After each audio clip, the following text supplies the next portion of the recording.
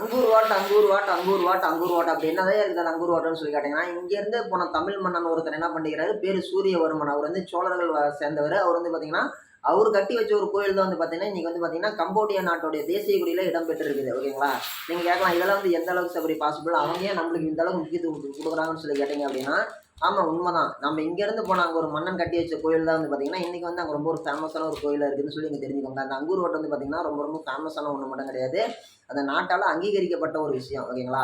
இது வந்து கிட்டத்தட்ட ஒரு 200 வருஷத்துக்கு முன்னாடி தான் வந்து 1800கள் காலகட்டங்கள்ல தான் வந்து பார்த்தீங்கன்னா, ஒரு சுற்றுலா பயணி வந்து பார்த்தீங்கன்னா, புழு பூச்சிகள பத்தி ஆராய்ச்சி பண்றதுக்கோசரம் அந்த காட்டுக்குள்ள போறாரு. அப்படி ஒரு காட்டுக்குள்ள போய் எல்லாம் தொலைவிட்டு இருக்கும்போது வந்து பார்த்தீங்கன்னா, அந்த ஒரு விஷயத்த வந்து நோட் பண்றாரு. அத ஒரு கொடிய விலக்கி விட்டோம்னா கிட்டத்தட்ட ஒரு 5 கிலோமீட்டர் நீளத்துக்கு ஒரு காம்பவுண்ட் சுவர் மாரி இருந்திருக்குது. சுற்றி ஒரு அகழி வெட்டியிருக்கிறாங்க. ஓகேங்களா? அத பார்த்தோனே ஒரு ஆச்சரியப்பட்டு போறாரு.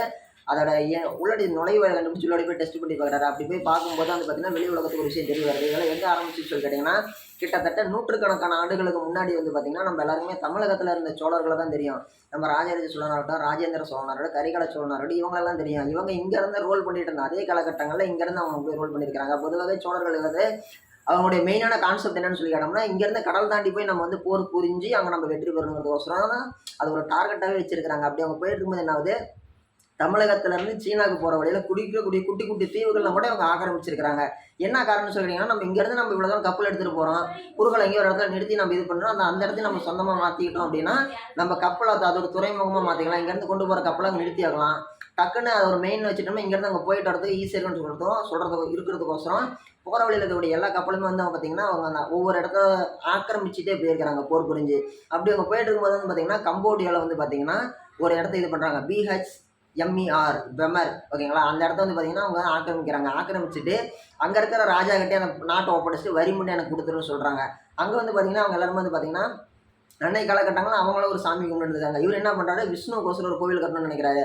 அது மட்டும் இல்லாம யாரோ ஒரு போர் புரிஞ்சவங்களோ யாரோ வந்தாங்க அப்படின்னா, இவங்களுக்கு ஒரு பாதுகாப்பான ஒரு இடம் வேணும், ஒரு புரொடெக்ஷன் ஏரியா வேணுங்கிறதுக்கோசரம் வந்து பார்த்தீங்கன்னா, ஒரு பொதுவாக வந்து பார்த்தீங்கன்னா, ஆங்கிலத்துல வந்து பார்த்தீங்கன்னா, ஒரு ஏதோ ஒரு பிரச்சனைனா ஊர்ல அடியில பதுங்கு குழின்னு ஒரு இடத்துல போய் ஒளிஞ்சுக்கோங்க. அந்த மாரி வந்து நம்ம தரைக்கு கீழ காட்டக்கூடாது, தரைக்கு மேல இருக்கணும். சேம் டைம் நம்ம சாமிய அவங்கள கும்பிடவும் வைக்கணும். விஷ்ணுவையும் கும்பிட வைக்கணும். அதே நேரத்துல வந்து மக்களுக்கு ஒரு பாதுகாப்பாவும் இருக்கணும். கடவுள்களின் நகரமா இது விளங்கணும்னு சொல்லிட்டு அவர் என்ன பண்றாரு, சூரியவர்மன் ஆசைப்படுறாரு. ஆசைப்பட்டு கிட்டத்தட்ட வந்து பார்த்தீங்கன்னா, அங்கூர் வாட் அப்படிங்கக்கூடிய ஒரு கோவில கட்டுறாரு. அங்கூர் வாட்டம் இந்த கோயில கட்டினவாட்டி வந்து பார்த்தீங்கன்னா, மக்கள் வந்து எல்லாமே வழிபட ஆரம்பிக்கிறாங்க. ஆனா ஒரு அன்பார்ச்சுனேட்லி ஒரு விஷயம் என்னன்னு சொல்லிட்டோம்னா, 27 வருஷம் கட்டியிருக்கிறாங்க அந்த கோயில.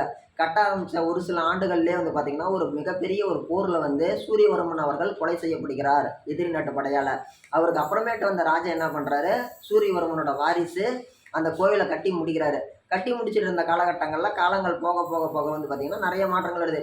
அவங்க அப்பா இறந்து போறப்ப அந்த சமாதியோடைய அந்த அஸ்திய என்ன பண்றாரு, அந்த கருவறை விஷ்ணு இருக்கக்கூடிய மெயினான இடத்துக்கு கீழ தான் வந்து பார்த்தீங்கன்னா, அவங்க அப்பாவோட சமாதி வச்சு மூடியிருக்கிறாங்களாம். அந்த அஸ்திய வச்சு மூடிட்டு, அந்த அவர் எறிவிட்ட அஸ்திய மூடிட்டு, அது மேல தான் சாமி சிலை வச்சிருக்கிறாங்கன்னு சொல்லி ஒரு கூற்று அப்படிங்கிறது நிலவுது. அது எந்த அளவுக்கு உண்மைன்னு தெரியல. ஓகேங்களா? தரையில இருந்து கிட்டத்தட்ட சராசரியா 1000 அடி உயரத்துக்கு மேல போனா தான் அந்த கோவிலுடைய முழு சுற்றளவுமே நம்மளால கேப்சர் பண்ண முடியும். அப்படின்னா, அது எந்த அளவுக்கு ரொம்ப சிறப்பு வாய்ந்த முறையில கட்டியிருக்காங்கன்னு சொல்லி நீங்க பாருங்க. இன்னைக்கு வந்து பார்த்தீங்கன்னா, கம்போடியாவுக்கு மிகப்பெரிய ஒரு வருமானம் அப்படிங்கிறது சுற்றுலாத்துறையிலேருந்து வந்துட்டு இருக்குது. அந்த சுற்றுலாத்துறை அப்படிங்கிறதே வந்து பார்த்தீங்கன்னா, கம்போடியால இருக்கக்கூடிய அங்கூர் வாட் அப்படிங்கிற ஒரு கோவில நம்பி தான் இருக்குது. அந்த அங்கூர் வாட் கோவிலுங்கிறது விஷ்ணுக்கோசரம் கட்டப்பட்டிருந்தாலும், இன்னைய காலகட்டங்கள்ல வந்து பார்த்தீங்கன்னா, அது வந்து புத்த மத கோவிலா மாற்றப்பட்டுருச்சு. ஓகேங்களா? நீங்க கேட்கலாம், எப்படி அப்ப இருந்தது இன்னைக்கு எப்படி புத்தர் கோயிலா மாறும்ன்ட்டு. கட்டும்போது வந்து பார்த்தீங்கன்னா, விஷ்ணு கோயில தான் கட்டியிருக்காங்க. விஷ்ணுவுக்கு தான் பூஜை பண்ணியிருக்கிறாங்க. இதுக்கு இடையில வந்து பார்த்தீங்கன்னா, இடையில வந்து டிஸ்டன்ஸ் அதிகம். இந்தியா தமிழகத்துக்கும், அங்கூர் வாட்டுக்கும், கம்போடியாவுக்கும் இடையில டிஸ்டன்ஸ் அதிகம். இங்கேருந்து அங்க காலப்போக்குல டிரான்ஸ்லேட்டர்ஸ் இங்கேருந்து தகவல் பரிமாற்றங்கள்லாம் கொஞ்சம் கொஞ்சமா கட்டாயி ஒரு காலகட்டங்களுக்கு மேல அங்க இருக்கிறவங்க அத வந்து ஆக்குபை பண்ணி அத மெயின்டனன்ஸ் பண்ணியிருக்கிறாங்க. அப்படிதான் வந்து புத்தர் வழிபாடுங்கிறது அங்க மாற்றப்பட்டுச்சு. ஓகேங்களா? இது அங்கூர் வாட்டோடைய மிக இன்ட்ரஸ்டிங்கான விஷயங்கள் வந்து நெறைய இருக்குதுங்க. அத வந்து நம்ம அடுத்த வீடியோல வந்து நம்ம பார்ட் 2 பார்க்கலாங்க.